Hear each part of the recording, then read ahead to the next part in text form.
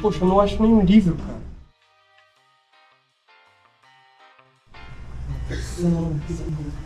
Escritura das organizações, não tem nada aqui nessa merda.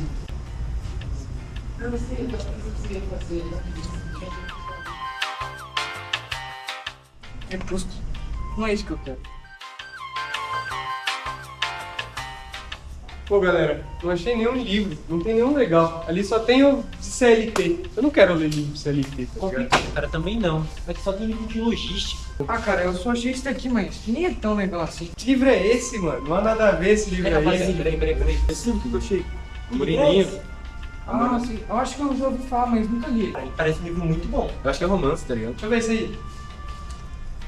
Pô, parece ser muito da hora, não parece? Parece massa. Muito legal. O que vocês acham da gente ler agora? Bora. Bora então. Ó, a história começa com aqueles 4 adolescentes que eu disse. O Felipe, o Augusto, o Leopoldo e o Fabrício. Augusto, como eu disse, é o pegador da época. Ele vive se gabando de que nunca se apaixona de verdade e que não tem nenhum sentimento real por ninguém. O Felipe discorda dele e faz um desafio, uma aposta. Ele convida o grupo para passar um feriado de Santana, que está próximo na casa de sua avó, na ilha de Paquetá. E propõe a Augusto. Se Augusto se apaixonar por uma de suas primas ou irmãs que estarão na ilha por mais de 15 dias, ele perde e terá que escrever um livro confessando a sua derrota amorosa. Mas se não se apaixonar por mais de 15 dias por ninguém de lá, Felipe que teria que escrever um livro falando da vitória do amigo dele.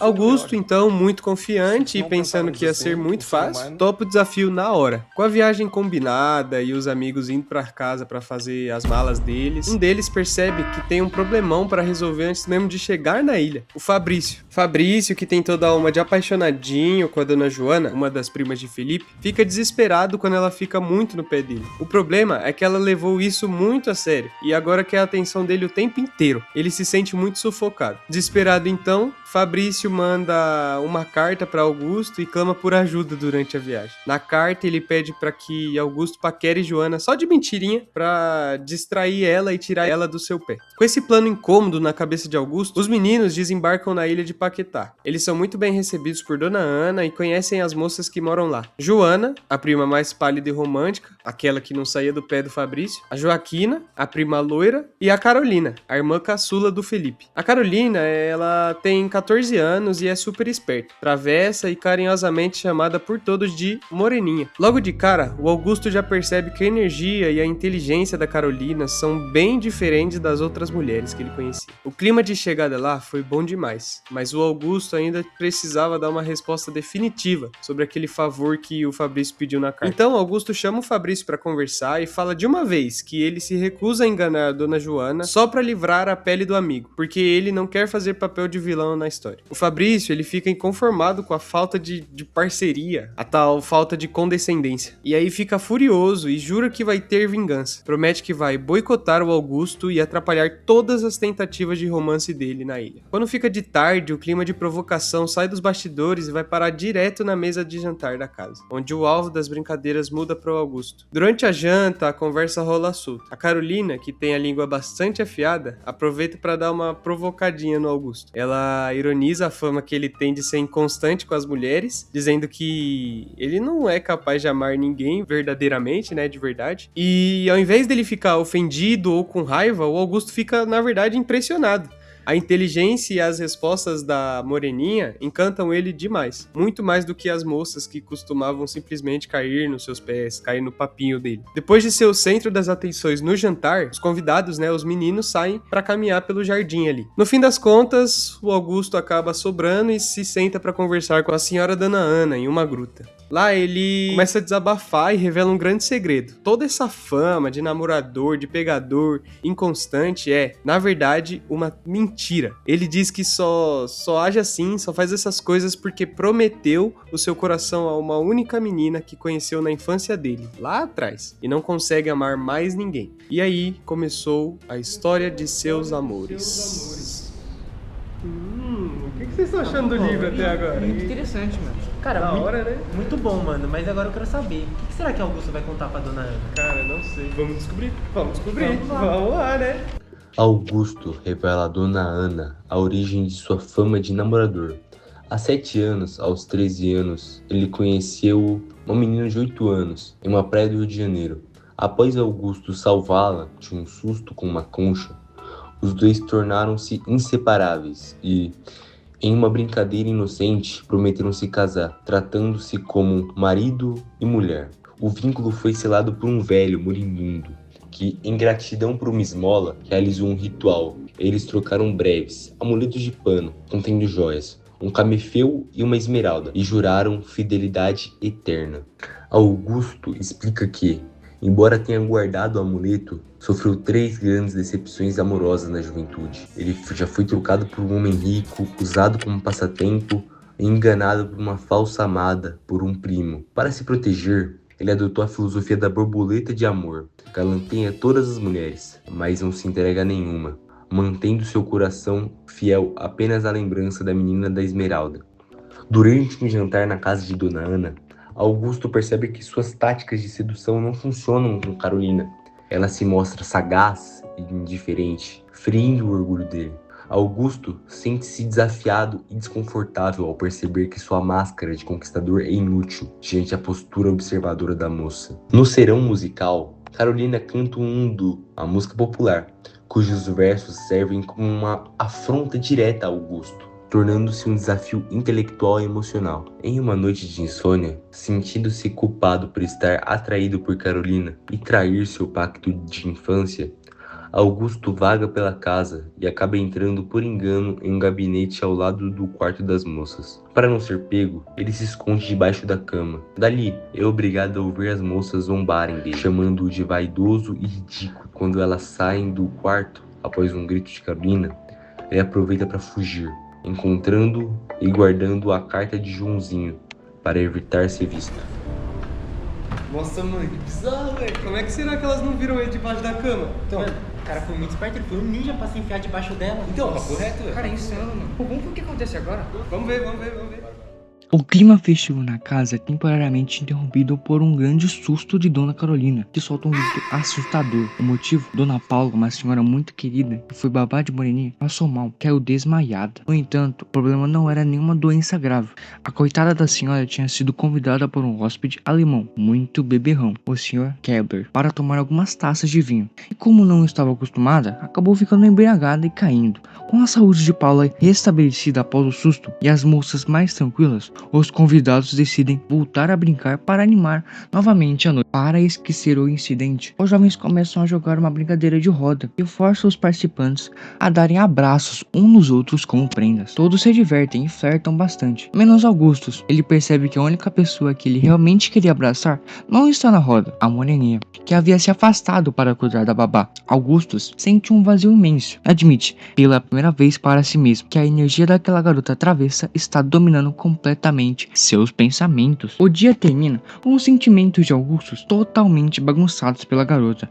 O resultado dessa confusão mental se manifesta de uma forma bem engraçada na hora de dormir. Após as brincadeiras se estenderem até a madrugada, o autor resume a manhã seguinte, o grande dia do feriado de Santa Ana, dizendo que todos acordam muito tarde. Augustus foi o último a ir para a cama e teve uma noite de sono maluca. Dividindo o quarto com os amigos, ele tem um sonho tão intenso e apaixonado com a Moreninha que, sem perceber o que está fazendo, dá um beijo na testa de seu amigo Fabrício enquanto dorme. Augustus acorda assustado e constrangido com o próprio ato. A confusão no quarto marcou o início do dia do grande evento da ilha, onde todos vão se arrumar para uma grande festa à noite. Quando chega o momento da grande festa, o sarau, a casa se enche de convidados, músicas, fofocas e pessoas querendo se mostrar. Fiel à sua velha e péssima fama de inconstante, Augusto decide atirar para todos os lados e dança com 6 moças diferentes, fazendo promessas de amor falsas para todas elas.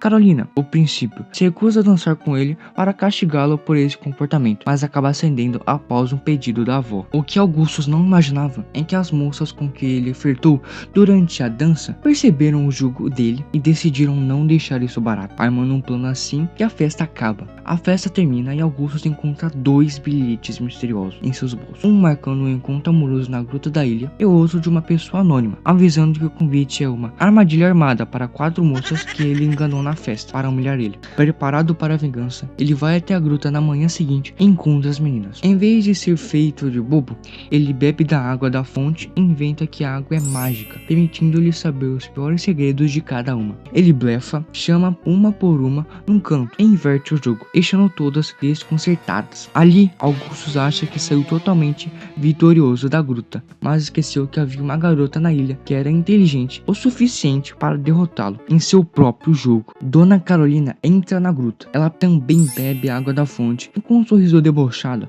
avisa que agora ela possui o poder de ver o passado, o presente e o futuro dele. Para vingar as amigas que fugiram, a Moreninha começa a disparar verdades sobre a vida de Augustus, acertando em cheio seus defeitos e na sua inconstância e em como ele esconde seus verdadeiros sentimentos. Augustus, o grande galã e conquistador, fica completamente sem palavras, rendido pela inteligência de Carolina, percebendo que finalmente encontrou uma mulher à sua altura. Nossa, ele acabou com as quatro. Papo reto, ele formou a aura nisso aí. O que acontece depois daquilo na gruta? Ah, cara, eu não sei, mas vamos ler pra descobrir. E aconteceu que... Com a despedida de Augusto e seus amigos da ilha, faz com que eles voltem à sua rotina normal de estudantes. Porém, alguns dias depois em seu quarto, Augusto aparece aborrecido e desanimado com tudo em sua volta. Sentindo falta da ilha, cansado das aulas, seu mundo parece que perdeu a graça.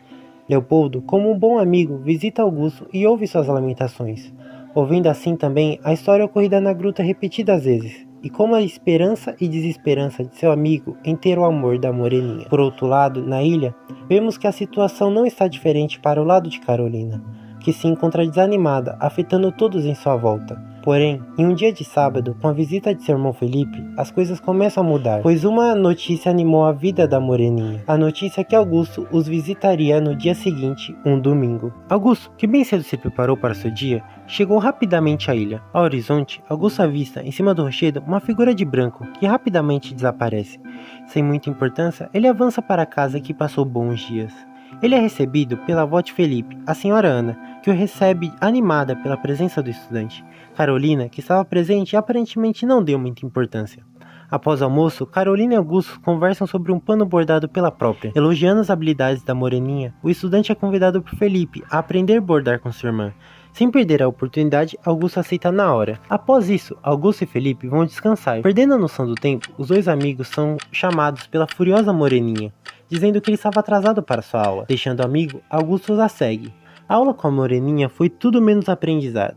O aprendiz não conseguia fazer nenhuma vez o que sua mestra dizia. Porém, entre os 1000 erros, uma coisa aconteceu: o encontro das mãos de Carolina e Augusto. Porém, ao final da aula, Augusto se comprometeu em trazer um lenço bordado para sua professora. Um dia se passou rápido e logo chegou a despedida dos dois, que após a aula passaram a se chamar Meu Aprendiz e Minha Bela Mestra. Após uma semana, Augusto está voltando à ilha, com seu belo trabalho em mãos, um lenço com o nome de sua mestra bordada nele. Quando se aproximou da ilha, ele novamente em cima do rochedo avista a figura de branco.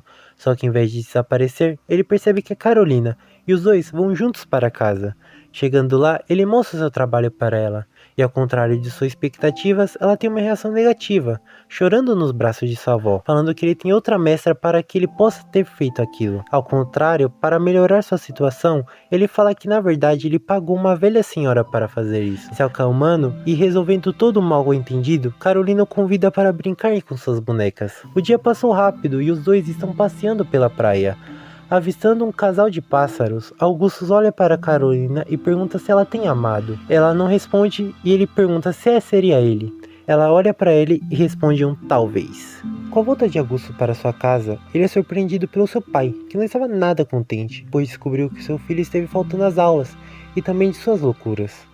Assim, chegando o dia de sábado, Augusto pede para ir à ilha, recebendo em troca um não como resposta. Augusto tentou argumentar, mas acabou sendo trancado em seu quarto. Preso, a imaginação do estudante começa a pensar em 1000 coisas, de como a sua amada está, de como ela ficará à sua espera, de como ela o chamará de inconstante. Também pensou em como fugir, rodeou o quarto 1000 vezes, até ficou sem comer. A situação de Augusto continuou piorando cada vez mais, por apenas um sentimento: o amor. Sua situação piora cada vez mais. O pai de Augusto, temendo que o filho morresse, tomou medidas de que alguma forma trouxe um pouco de saúde ao doente. Na ilha, Carolina também padecia do mesmo mal. Tudo se tornou melancolia e tristeza.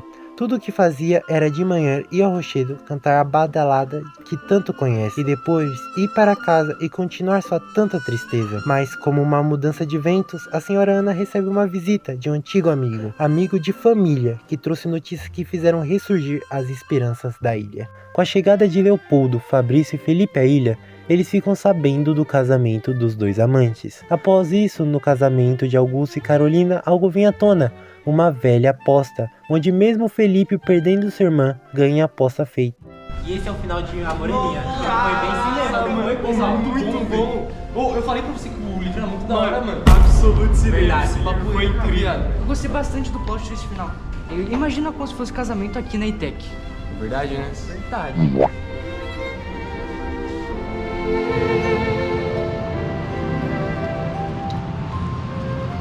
Você, Moreninha, aceita se casar com Augustus? Sim, eu aceito. Você, Augustus, aceita se casar com Moreninha? Aceito sim, sem dúvidas nenhuma. Todos aqueles contra essa união, falem agora ou calem-se para sempre. Nada mais a ver, tá? Eu vos declaro marido e mulher. Pode beijar a noite.